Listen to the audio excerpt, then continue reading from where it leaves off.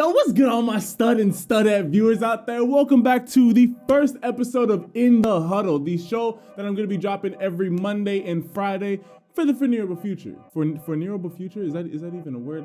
I don't know. But yeah, we're gonna be dropping these types of videos every Monday and Friday. I'm gonna try and drop these more in the morning time. But yeah, we're just gonna be talking about sports topics that I want to talk about. You know, might have a couple special guests on every now and again. But yeah, so this is In The Huddle with Marcus Sharpe. So jumping straight into it, I know I'm a little bit late, but I mean, as y'all can see with the USC sign behind me, I mean, y'all should already know what we about to talk about. So let me quickly show you guys how I felt once I found out that Lincoln Riley was going to be our new head coach.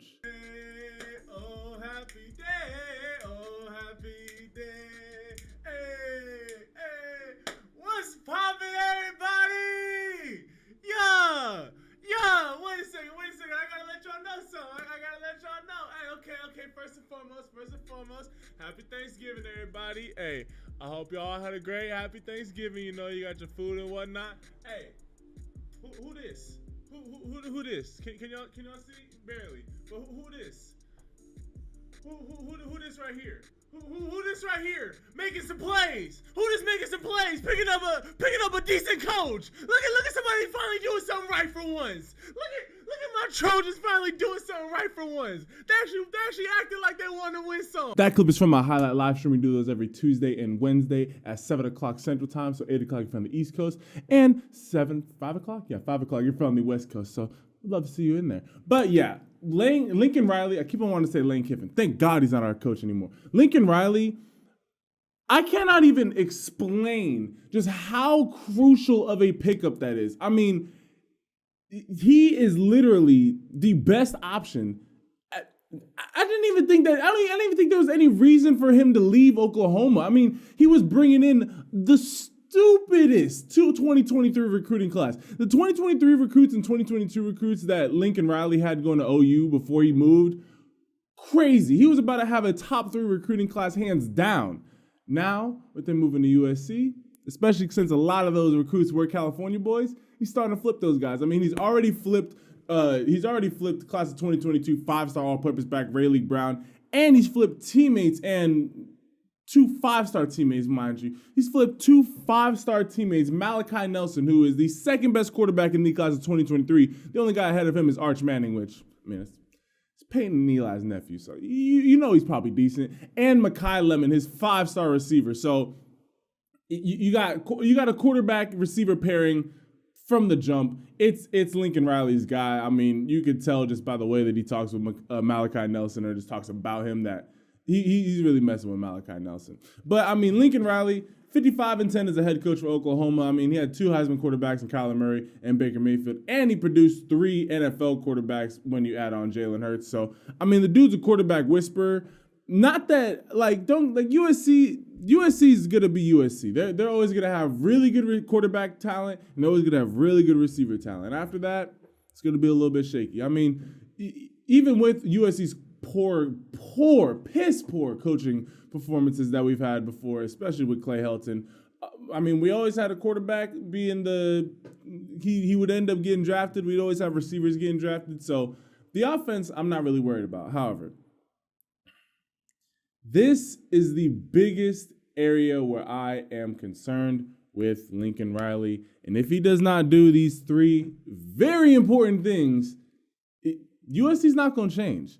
Firstly, he cannot go Hollywood on us. What I mean by that is, you can look at what Lincoln Riley did, and you can look at it as one of 2 ways. You can look at it as, oh man, Lincoln Riley, he went out there and he really is trying to step up and bring USC back to its former dominance. Okay, cool. Or you could look at it as, he saw that Oklahoma was getting ready to go to the SEC. His teams already didn't play defense. I mean, as we all should know, any team that's in the Big 12, they don't play defense. If you're a betting person, you always bet the over, because the Big 12 doesn't play defense. So he looked and he saw that his team was about to go into the SEC and was probably going to be finishing, Oklahoma, when they go to the SEC next year, which we'll get to Oklahoma in a second, they're probably going to be fighting for 3rd or 4th. It just depends on how good Ole Miss wants to be. It depends on how good LSU wants to be, and it depends on how good Auburn and Florida want to be. I mean, At any one of those moments, any one of those teams could be a top 15 team in the country. So, so first off, don't go Hollywood. Don't just fall in love with LA. Don't get comfortable because, I mean, while yes, at USC there is a winning tradition, it's LA. You got the Lakers, you got the Dodgers, you got the Angels. You have plenty of other teams that if USC football is not doing well, there's other teams in LA that will pick up the slack. So don't get comfortable and just being like, oh, okay, it's okay if they don't come to my house at 1 a.m. if we didn't win the Pac-12 title game, or if we didn't even make it to the Pac-12 title game. Like I know how some of them Southern fans be getting, and just fans in the Midwest. California, as much talent as it produces, we don't really be loving football like that. So, firstly, don't be going Hollywood on us. Secondly, discipline. Oh my God. The biggest reason why I'm saying don't go Hollywood on us first is because USC is one of the sloppiest teams in the entire Pac-12. I'm not talking about penalties. They're actually pretty good with not getting penalties. I'm talking mainly about USC on a consistent basis, consistently gives up big plays on defense. I mean, safety just being completely out of position. And it takes us from being somewhat in a game to now all of a sudden we're down 7, 10, 14 points because our defense is just giving up these huge plays, giving our offense no time to recover. And it's terrible. And then on offense, we just be having a lot of miscues, a lot of drop passes, a lot of fumbles, just a lot of mental errors, which just comes from a lack of discipline. So Lincoln Riley needs to instill a ton of discipline because USC's biggest problem these past years is not recruiting. It is simply the fact that USC consistently plays to the strength of their opponent. If they're playing Alabama, well, not Alabama, we saw the score in that Alabama game a couple years ago. But whenever they go out there and they play Utah, whenever Utah is trying to be good and win the Pac-12, whenever they go out, sometimes when they play Oregon, when they play Washington a couple years when they were good a couple years ago, I mean, every time they would play those teams, they would be going crazy. They would be they would actually be holding their own. They would look like USC. And then they go and play Boston College or Colorado State or some just Cal or just some random team and just not just lose, like get washed by like 14 points or more. Like, so discipline. USC needs so much discipline. It's actually insane. But I feel like a guy like Lincoln Riley, he brings that cachet. He brings that respect just from his accolades at Oklahoma. I mean, 55-10 in 5 seasons. That's numbers. He stepped onto Oklahoma's campus and produced day one. But yeah, hopefully he can do the same thing at USC. And the last thing, I'm gonna kind of put them one in the same. Lincoln Riley is an air raid coach, and he's coming to a team that already has the air raid offense developed in Graham Harrell. Graham Harrell's offensive coordinator. Dude's been running air raid all day. We need to mix it up though. Lincoln Riley, if you want USC's offense to succeed, you gotta run the ball. Like, I remember there was some it's crazy as it sounds, air raid offense, former receiver. I love that we pass the ball all over the place. But if we want to succeed and actually be a somewhat comparable team in the Pac-12, we need to run the ball. I read some crazy stat, like somewhere like in week 6 or 7 during USC's football schedule, that we passed the ball. It was upwards of like 70%. I think the dude said 80%. Let's just say 70%. We passed the ball 70% of the time on first down. Do you know how predictable that makes you as an offense? Okay, boom, all right.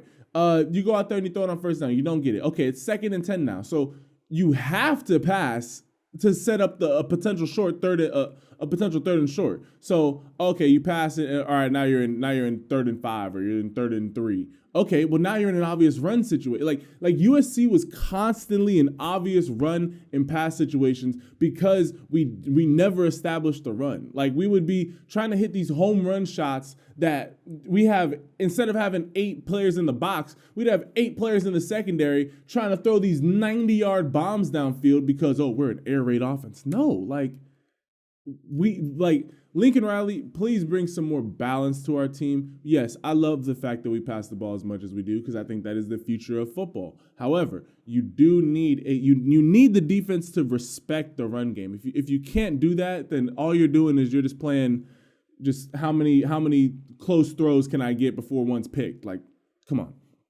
So, but with all that being said, I truly do believe that Lincoln Riley is going to help bring USC back to the forefront, especially the forefront of the Pac-12. I mean, come on. Like, who do we got to beat? Utah and Oregon to get back up there? Like, we can definitely do that, especially with the recruiting. Like USC was already a hot recruiting destination. Like, not really, but like the school itself is like kind of hot. But now that you got Lincoln Riley there, because like, hey, as a USC fan, we haven't won the Pac-12 title since 2017, and before that it was 2008. 2008. Most of these kids have never even seen USC being good in their entire life outside of that 2017 title game, which that was only one. So, hey, now they can go out there and be like, oh yeah, I remember why I like USC. I remember why my dad told me about USC. So, hey, I'm excited for USC, and I'm excited to see what Coach Lincoln Riley can be doing. But if one job becomes open, that means another job is opening. And so just announced, this happened yesterday, just announced the new head coach of the Oklahoma Sooners is none other than my guy, Bruce Venables, the former defensive coordinator at Clemson. So this is a big time move. I really do actually like this move for Oklahoma. Like I said, the Big 12 don't play defense. And so if you're getting arguably one of the best coordinators, I mean, Bruce Venables was the highest paid coordinator last year, making $2.5 million. My man was getting to the bread. So you got one of the best defensive minds in the entire country coming to OU. So you're losing an offensive mind, but you're gaining a defensive mind, and you're heading into the SEC. So all the things that I said about Lincoln Riley potentially trying to evade the SEC, Bruce Venables is taking them head on. So basically, Bruce Venables, quickly for those of you guys who don't know, Bruce Venables was an assistant under legendary Oklahoma coach Bob Stoops from 99 to 2012. So he is familiar with the program. It's not like he's never set foot on the program. He knows what Oklahoma Sooner culture is about. He's been there. He knows what's up. And I mean, for you to have over 10 years with arguably Oklahoma's greatest coach and Bob Stoops, pretty solid. But yeah, I mean, Bruce Venables stepped into the best coaching job available. Like the Oklahoma job after the USC job was taken, the Oklahoma job was the best available job for anybody who wanted it. So I don't blame him for taking that. However, he is stepping into a ridiculously demanding spot. Okay. Like I said earlier, Lincoln Riley stepped in year one, 10-2, led his team to the college football playoffs. And Lincoln Riley stepped in, and I don't think he ever had more than a 3-loss season. Like, Lincoln Riley stepped in, actually he didn't, yeah, because he was 55-10, so he lost 2 games every year over 5 years. Bruce Venables has to step in not only to a team that is going to be having tough, and I mean tough recruiting choices because, okay, first off, you had all these kids that were committed to OU, and they were more so committed to Lincoln Riley and not OU. So now that Lincoln Riley is gone, you're losing. I mean, you already lost your next protege quarterback. You got Caleb Williams there, so don't worry. And you still got a lot of kids who are remaining at OU. It's mainly just the California kids that are just going to USC now. But you are going to have just a shaky recruiting class for 2022 and 2023. And your 2023 class was the class that really you guys were about to bank on. And so now that's up in smoke, I have no idea how strong that Oklahoma's recruiting class is going to be. Maybe with them moving to the SEC, it's going to allow them to be like, hey, we're going to be in the SEC, so you're going to be able to pull some more kids like that. However, Bruce Venables, he's really put himself in a win or get tossed out quick scenario. Because first off, you're replacing arguably Oklahoma's greatest coach or their second greatest coach in Lincoln Riley, and we're talking about like a genius on the offensive side of the ball. So now you got to go and find an offensive coordinator who is able to run the offense similarly to that, But now you also got to go out there and you as the so-called best defensive coordinator have to go out there and teach Oklahoma how to play defense. You can't give up 35 points. You can't give up 30 points a game in the SEC and expect to do anything. You have to give up 17 points, 20 points a game. Like you cannot be giving up these huge numbers in the SEC. They will destroy you there. I mean, are Oklahoma fans going to give them time to actually establish a culture there? I mean, like I said, Lincoln Riley stepped in day one. Arguably, Oklahoma's going to be fighting for third or fourth every year. Alabama and Georgia aren't going nowhere. Texas is Texas, so they might try and shake things up. Ole Miss is always going to be a tough out. You got Auburn there. You got Florida there. You got Mississippi State there. You got Mizzou. You got Kentucky starting to be good for some reason. You got Arkansas. Like the whole SEC is packed. They literally need to kick out Vanderbilt and I'm forgetting. They got like two schools in there that are like, They need to kick them out and like just turn the SEC into like the college football playoffs. Because literally, Bruce Venables. I give you credit, my guy. You really did. You stepped up and you took one of the biggest jobs in all of college sports. It's going to be interesting to see what he's learned from his years under Bob Stoops and Lincoln Riley. It's going to be interesting to see like how much of that offense from Lincoln Riley did he learn, just the overall concepts from Bob Stoops. And all my OU fans, I would be excited because you guys definitely picked up the best available coach possible. However, give the man some time because y'all are stepping into the fire, and it doesn't help when you're stepping into the fire with a new leader. So, hey, it's definitely going to be interesting there. But real quick side note. So like I said, wherever one job leaves, there's a new opening. Is Clemson okay? Like can we just quickly talk? Is Clemson okay? Because I mean, if y'all go back and y'all watch my videos, I was the number one proponent of DJ Uiagalelei. I thought he was better than Bryce Young, to be honest. I was like, okay, yeah, you got Bryce Young. I didn't realize how much of Kyler Murray and Russell Wilson put together Bryce Young actually is. DJ, he just did not look comfortable out there. I mean, he looked timid to run on design quarterback runs. I mean, the kid's 6'5", 240, like only DNs are going to be bigger than him. Wasn't able to make the throws needed downfield.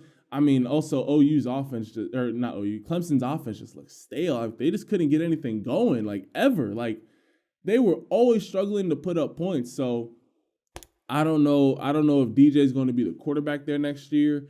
You got Cade Klubnik, 5-star quarterback, and one of the top 3 quarterbacks. Some got him as 1, some have him as 3, somewhere in the top 3 quarterbacks. So you got him coming in next year, so that's going to be even more competition. And then you're losing your number 1 coordinator. Hey, just a real quick side note. Do y'all think that Clemson's about to go into college football purgatory, meaning that they're going to be one of them 15 to top 25 teams for the next 4 to 5 years before they can really lock down another quarterback? Because, I mean, as long as teams have their coaches, as long as Clemson has Dabo Swinney, they're going to be a top 25 team. Like, they're not – I mean, they kind of fell out this year, but you know what I'm talking about. They're going to be a respectable team as long as they have Dabo Swinney. However,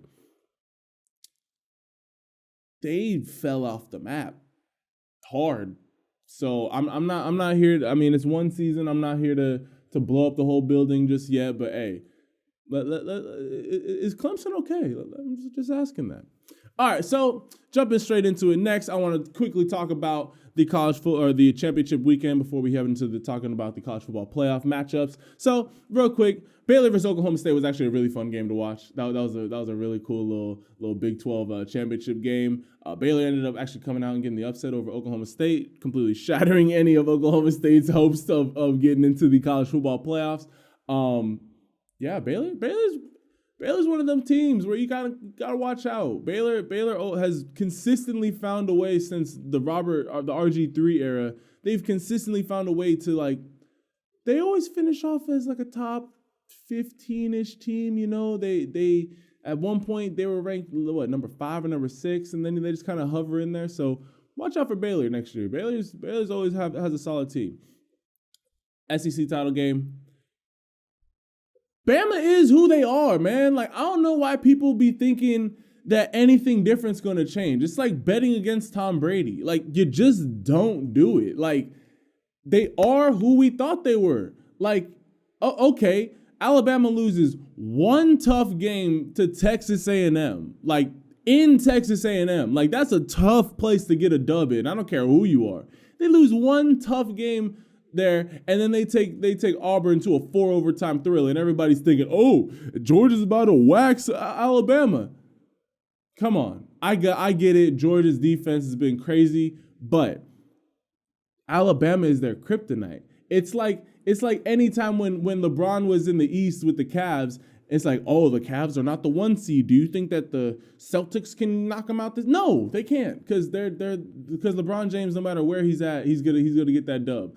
Same thing with Nick Saban. It's like, oh, he's not the. I think Nick Saban's undefeated when playing against the number 1 team in the country since he's been at Alabama, or like he has some crazy record like that. So stop playing with my man. I'm calling it now. Bama for the title, as it always is. Come on, stop playing, man. Georgia has a good season, but they ain't there yet. So yeah, Michigan handled business. What is it? 42-3 versus Iowa. Handled business.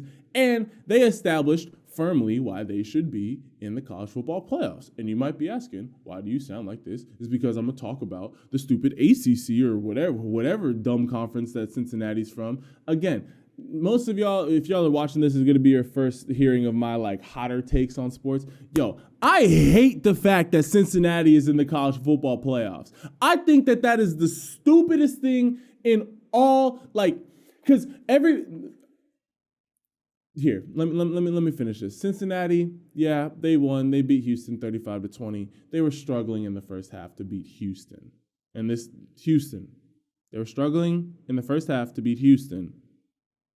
And this team is in the college football playoffs.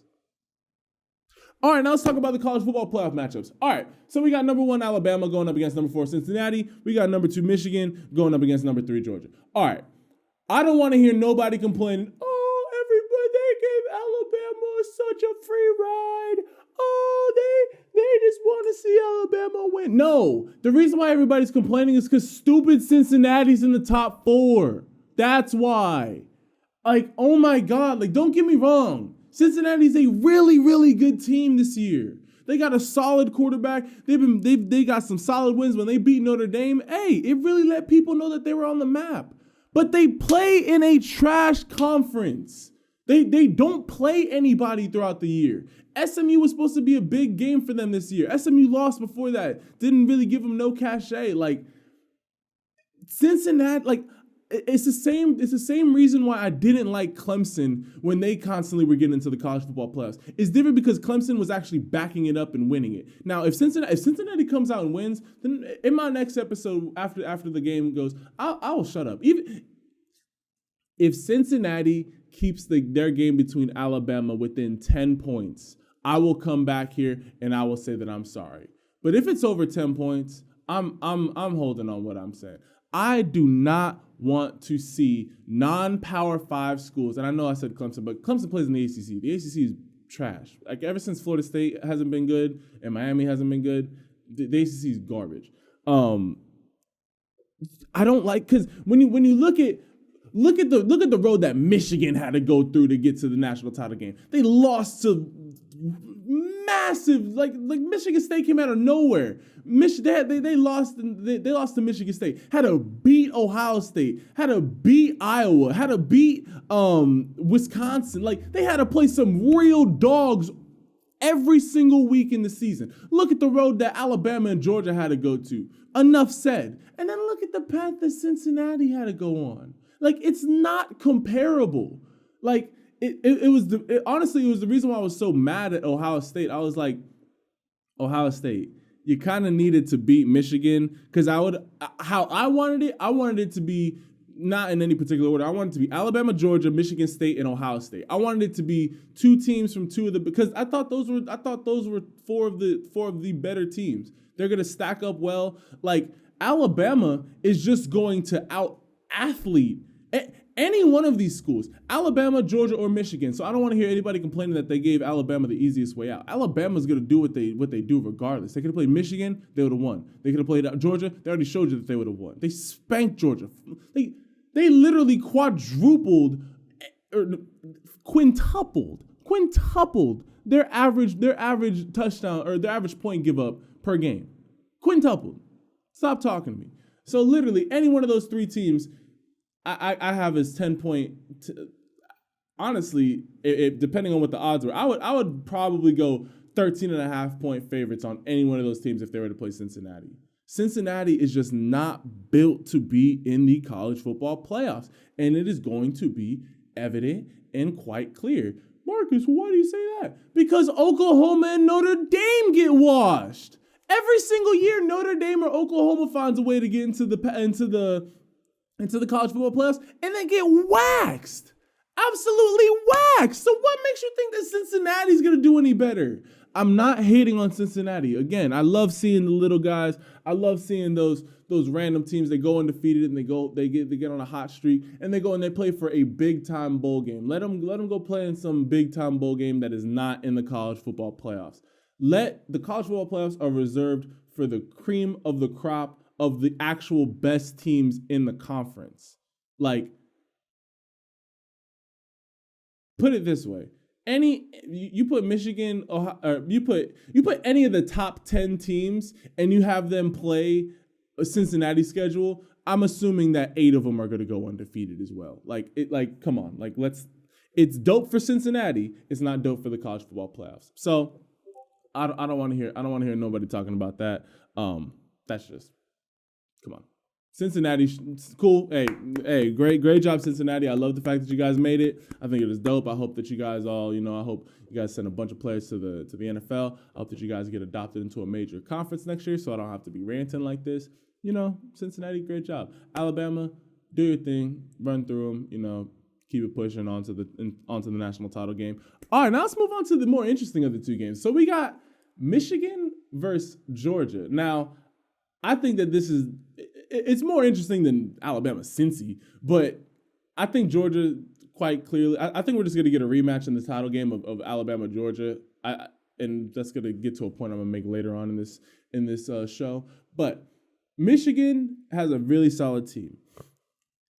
If Jim Harbaugh can find a way, somewhere deep down, if he goes out there and he just spends the whole rest of the month just commuting with God, just talking about how he can go out here and beat Georgia. If he goes out here and studies every single last minute of that Alabama game, goes and studies every single last second of every game before any game that Georgia played this regular season, and just tries to find ways to find chinks in Georgia's armor, I think that Michigan has a chance if their running game if they're able to establish their running game, which when you have big Jordan Davis on that defensive line, it's almost impossible to establish a run game. I mean, we saw Alabama pretty much just ditch their running game in their game, and they relied heavily on Bryce Young to get that win. That's why I have Georgia winning, because I just don't think not McCarthy. I forget Michigan's quarterback's name, but he is not going to be the one to win the game for Michigan. The only guy who's going to be able to really step up is their running back Haskins. Like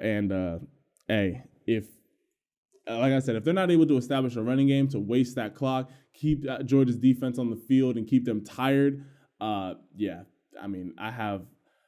have Alabama 13.5-point favorites, and I have Georgia. Yeah, I'm gonna give Georgia 10.5-point favorites, something like that, or 9.5-point favorites.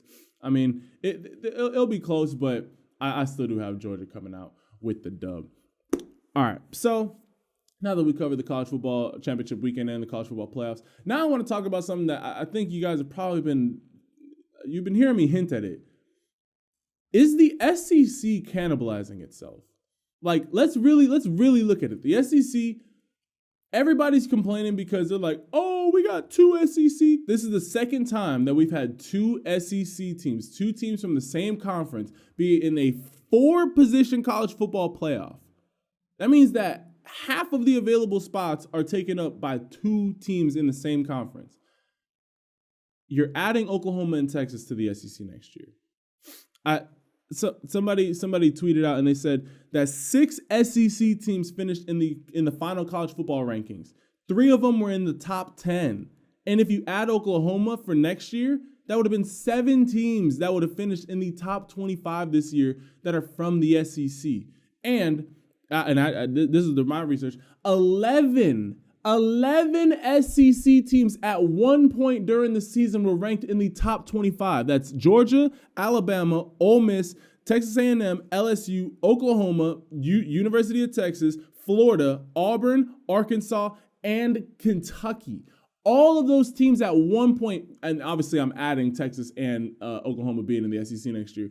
That means that 11 potential teams could be in the top 25. I think that they need to do some type of restructuring of the SEC. I think it's become quite evident that the SEC, not even just as like a level of play, the SEC is very quickly they're establishing themselves as a completely different brand of college football. Like, I mean, like obviously you have the Pac-12 network, you have the Big Ten network, but like the SEC network is like an actual thing. Like the SEC, if they decided to just separate from college football, they would do just fine just playing interconference games. So I don't the only solution that I have is that you give the SEC 2 automatic bids into the college football playoffs. And you could say whatever you want. I think that's only fair. If 11, there's only what? Like, here, one second. There's not even that many. You have what? 3, 6, 7, 3, 6, 7. So you're gonna have 16 teams in the Pac-12 once Texas and Oklahoma get there. You're gonna have 16 teams. 11 of them are top 25 caliber.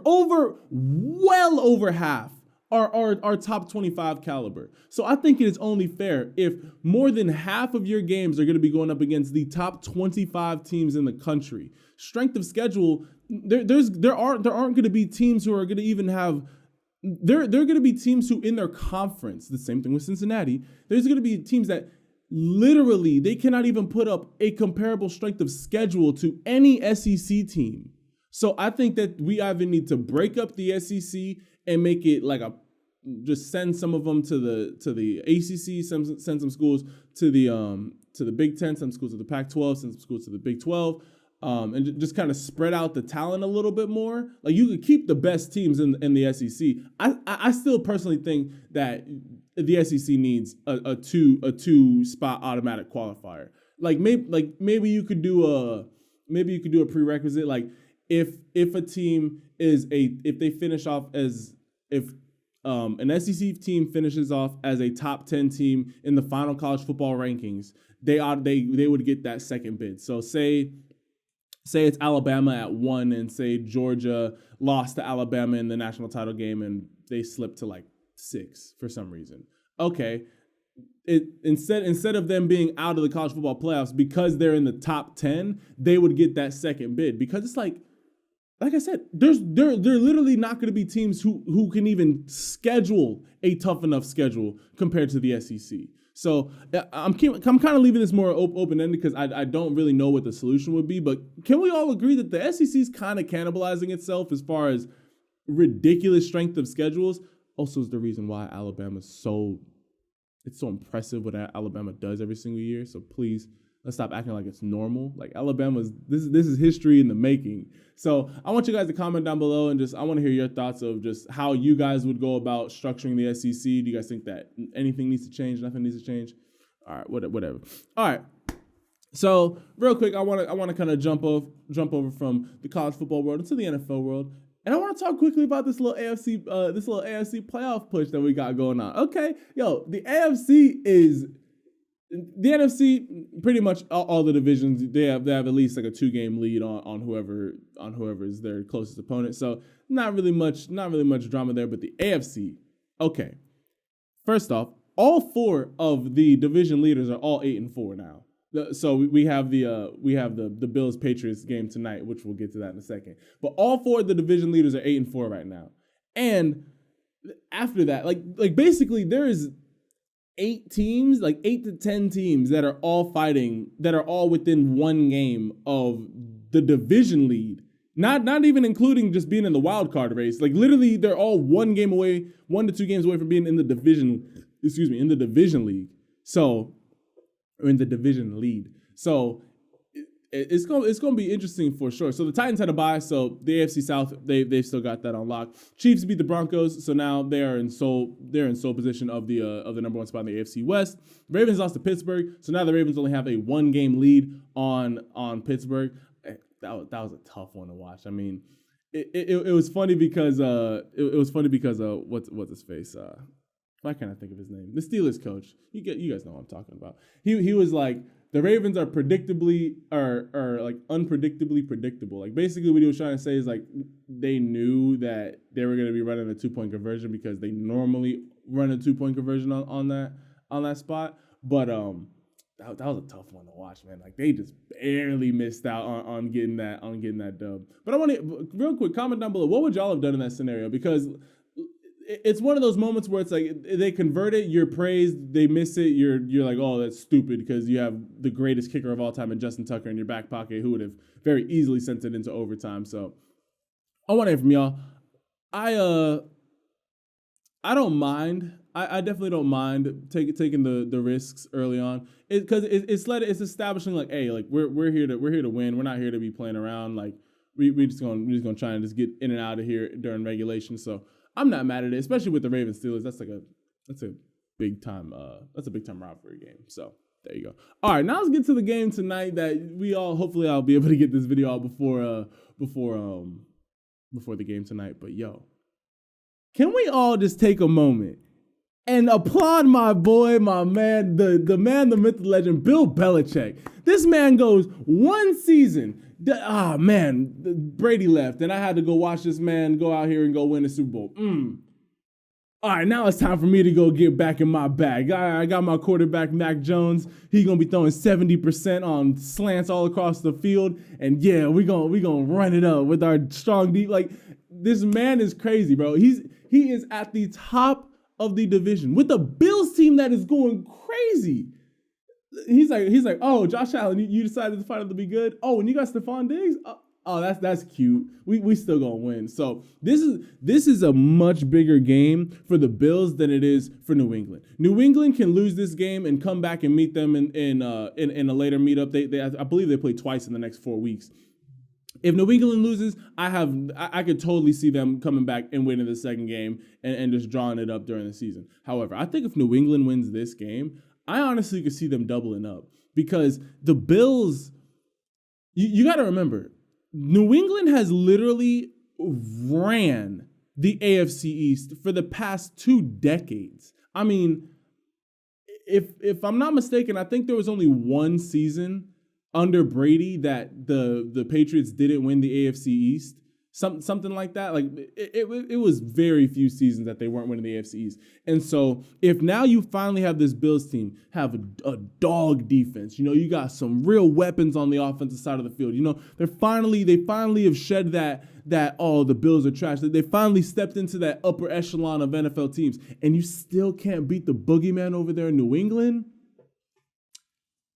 It's more of a mental thing. It's definitely more of a mental thing for that team. So I think tonight's game is extremely important, not only because of AFC East implications, but also this game is important just because of, like I said earlier, the AFC has one of the tightest playoff pushes I've ever seen. Okay, if New England wins, they remain the number 1 seed in the AFC. And obviously the number 1, they'd obviously be the top of the AFC East. If they lose, not only are they not the AFC East division leader, Buffalo would now flip them and be the new AFC division leader. But they're not. They would literally be in a playoff push for a wild card spot with San Diego, Cincinnati, Pittsburgh, and Indianapolis. So basically, you have 5 teams, either Buffalo. So this 5th team is either Buffalo or New England. You have 5 teams. You can add Pittsburgh in, or I already said Pittsburgh. You have 5 teams that are all playoff caliber. And then we're not even done with the season yet. So one of these AFC teams can go on a hot run. Don't let the Raiders go on a hot run. Don't let Denver go on a hot run. Don't let who else can? It's pretty much the AFC. The AFC and NFC West. I don't know if you guys have noticed, are hands down the best divisions in all of football. It's not even close. But yeah. So it's gonna be interesting to see. I personally, I have Josh Allen going out there and handling business. I think Josh Allen's actually gonna have one of his best games tonight. I think the Bills are gonna handle business. I think I got the score being, let's go with the cool 31-17. Yeah, I think they're gonna go out there. They're gonna score on them early and then just kind of just run it out on the back end, and I think that Buffalo's finally going to get over their boogeyman. I have New England winning the second game later on in the season, but I think for today, Monday Night Football, big time lights, I'm gonna go with my boy Josh Allen. Also, I have Josh Allen, Stephon Diggs, and the Bills defense on my fantasy team, so I'm just a little bit biased, but yeah. I mean, like I said, if they don't win, I really do see New England doubling them up and taking sole ownership of the AFC East. And then you have Buffalo as being a wild card team. That's crazy. All right. Other games that happened during this past weekend. Lions finally won a game. You know what I'm saying? Hey, you know what did they draw 2 weeks ago? Lost, and then they finally got a dub. So hey, I mean, they beat the Vikings. They beat a division rival. So you know.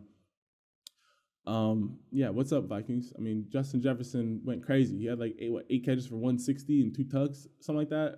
So yeah, he had some crazy stat line like that. So hey, I mean, I know Adam Thielen got hurt, but come on, bro, you can't be losing to the Lions. Like, hey, it's tough. And then I don't know if you guys were watching that Chargers Cincinnati game in the early slot. That was a really good game. Until it wasn't. Like literally, it was a solid game, and then Joe Mixon fumbled it for a fumble 6, and then the game just unraveled from there. But I mean, it was a fun game to watch. 2 young quarterbacks, Justin Herbert, Joe Burrow, going out there just throwing the rock around. You had Keenan Allen and Jamar Chase showing out there. It was a good game until, like I said, until it wasn't. I mean, the Bengals completely unraveled. Hopefully that's not a sign of their playoff push. Because I like Joe Burrow's game a lot. I really do want to see him succeed. So definitely going to be interested in there.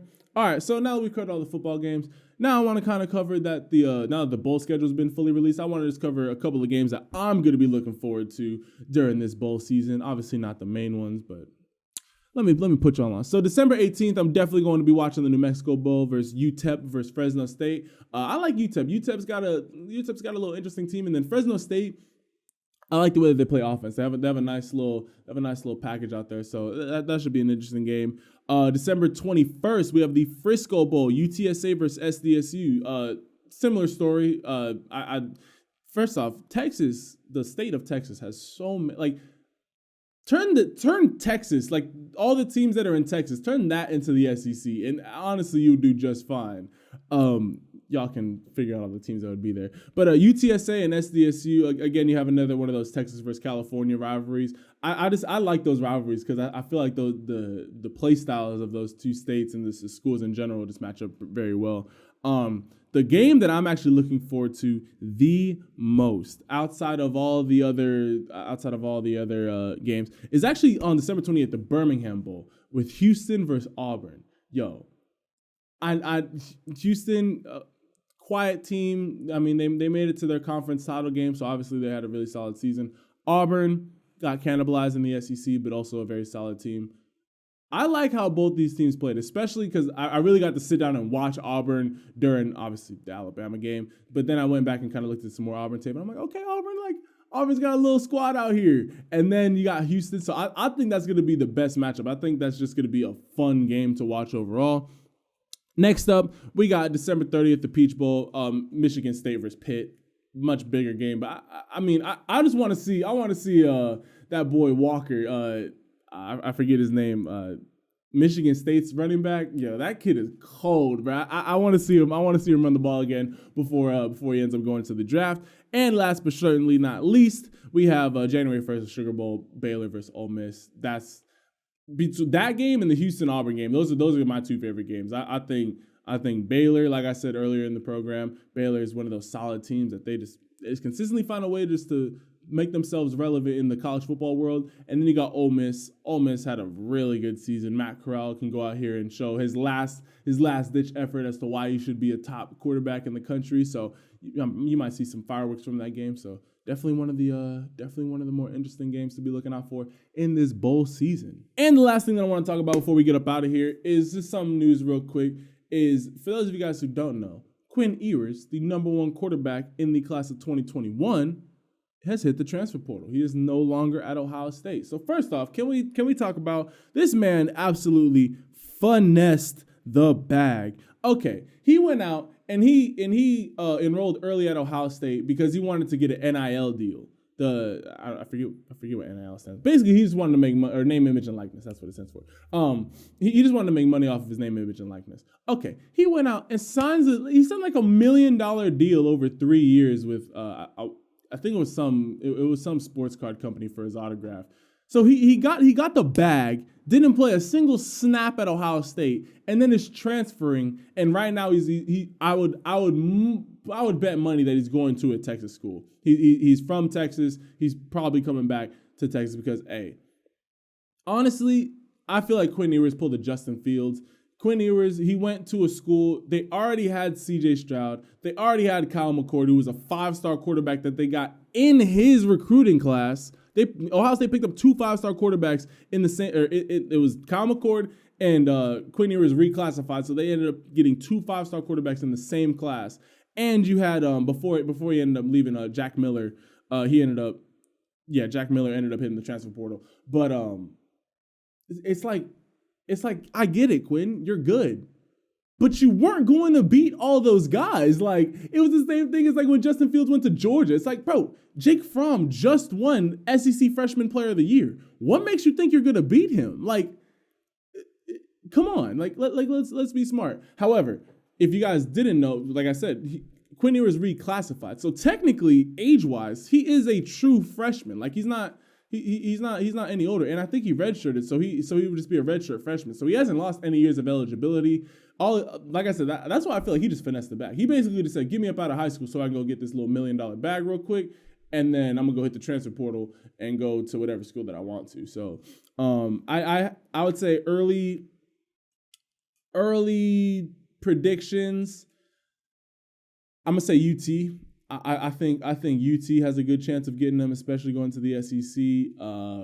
I think I've never met Quinn, but I could, just off of the moves that he's made, I think that visualization of being the quarterback that brings UT back to the promised land, I think that might be something that interests him. I would say either UT, TAMU's already got their quarterbacks locked up. I would say either UT or Texas Tech.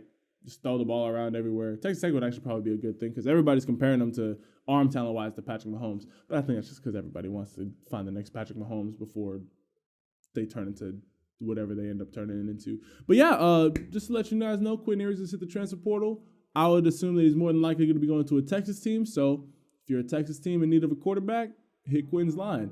All right, that is going to wrap up the first episode of the In The Huddle podcast. In the Huddle show, whatever we end up calling this.